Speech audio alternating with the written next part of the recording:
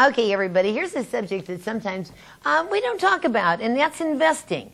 And investing is not only for wealthy people. It's something that you have to consider to see if you can afford and work and make your money grow. Well, with us, we have the author, Jason Apollo Voss, who is the author of The Intuitive Investor.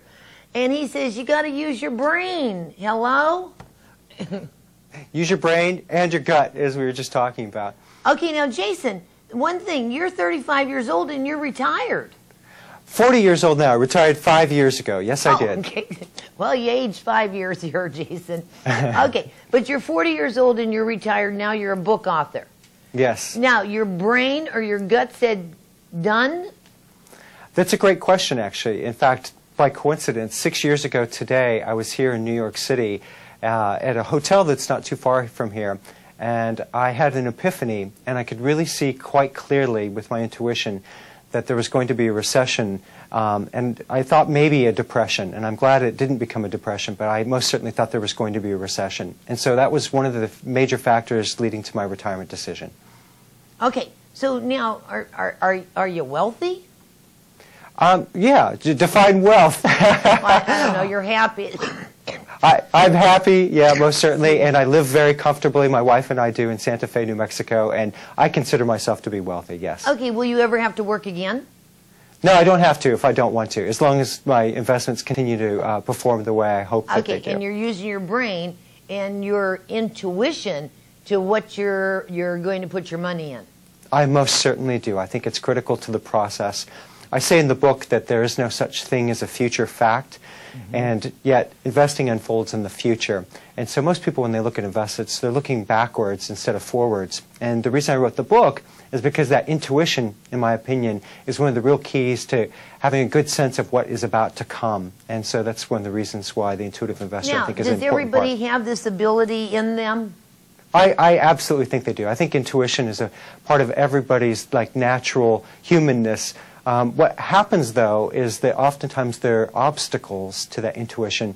And so in The Intuitive Investor, I spend quite a lot of time talking with people about what they need to do to strip away the barriers to them being able to have intuitive senses. Okay, but you're not thinking oh, that stock was hot 2 weeks ago. Okay, that's too late. Yeah, well, that's exactly right. Let me give you an example. Okay. On March 12th, 2009, on my blog, I called the market low of March 9th, just one trading day after it happened. And what I did is I went into what I'll call an introspective or an intuitive, meditative state. And what I assessed was, what is the mood of the market right now? And I could really feel that people's were exhausted, and the tension that had been in the financial markets for a couple of years was just gone. There was a sense of just absolute exhaustion. And I was like, well, people just are not in the mood to sell. If they wanted to sell, they would have by now. And so I went on my blog after that process, and I said, folks, you ought to be investing now. That was the low. Okay, now, when you're saying you've got to look to the future and you've got to have your gut, when investing, okay, I'm always looking 5, 10 years out. What is the population going to need? What are they going to want? What are they going to buy? What is the consumer going to be looking for? So years ago when all those electronics were coming out, well, okay, everybody's going to buy those. But then it tires and you got to move on to something else. This is what your book's about. It absolutely is. It's about identifying that which people are kind of missing and overlooking. I give the example in the book of a company called AES Corporation, and they're a global power company owner. And that company, to me, had a very nice, what I'll call trifecta. They are an electricity producer worldwide, and as far as I could tell, consumers are going to continue to use electronic devices in greater proportion than they do currently. I was like, wow, how do I own that global trend without buying, specifically a company like Apple?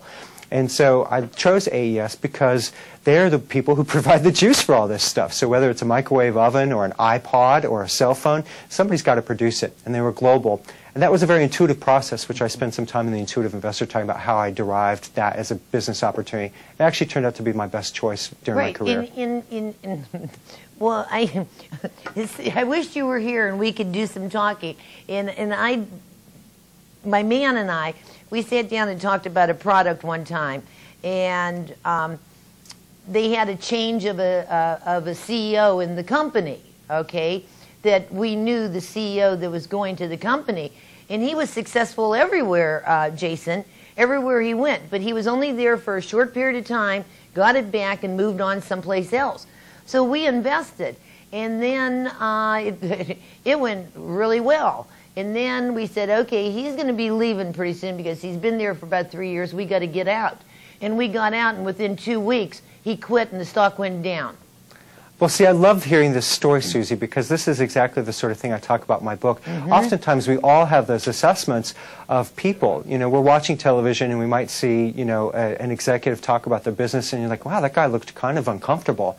But we don't listen to that intuitive sense. And so I'm so glad to hear that I'm not the only one. I want you here. Come here to Alabama and be on my show live.